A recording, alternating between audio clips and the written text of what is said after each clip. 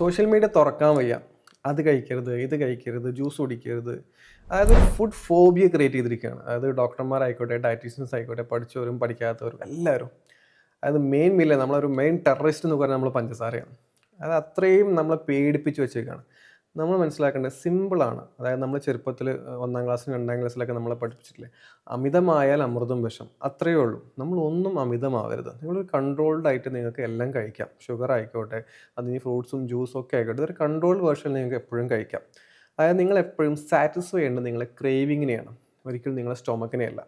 For example, നിങ്ങളിപ്പോൾ ഒരു ഷോപ്പിൽ കയറിയിട്ട് നിങ്ങൾക്ക് അവിടെ ഒരു ലഡു ഇഷ്ടപ്പെട്ടു, നിങ്ങൾക്ക് ക്രേവിങ്, ആ ലഡു കഴിക്കാൻ ഭയങ്കരമായിട്ട് പൂതി.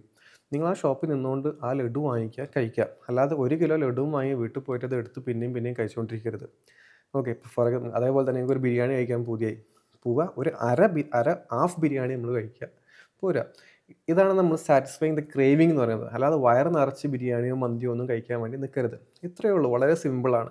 അതുപോലെ തന്നെ നമ്മൾ ഒരു പ്രൊപ്പോർഷനേറ്റ് ആയിട്ട് നമ്മളെ ഒരു എക്സസൈസുകളും അതുപോലെ തന്നെ മെൻ്റൽ ഹെൽത്തും ഫുഡ് ഹാബിറ്റ്സും, ഇത് മൂന്നും നമ്മളൊരു പ്രൊപ്പോർഷനായിട്ട് വളരെ ഹെൽത്തി ആയിട്ട് കൊണ്ടുപോവുകയാണ് എന്നുണ്ടെങ്കിൽ അത് മതി. അല്ലാതെ നമ്മൾ ഈ ഭക്ഷണത്തിനെ പേടിക്കേണ്ട ഒരു ആവശ്യമില്ല. നമുക്ക് ഓൾറെഡി നമ്മളെ ഫാമിലി ടെൻഷനും ജോലിയുടെ ടെൻഷനൊക്കെ ഉണ്ട്. അതിന് പുറമെ നമ്മൾ ഈ ഭക്ഷണത്തിൻ്റെ കേസും കൂടെ നമ്മൾ ടെൻഷൻ എടുക്കേണ്ട ഒരാവശ്യമില്ല.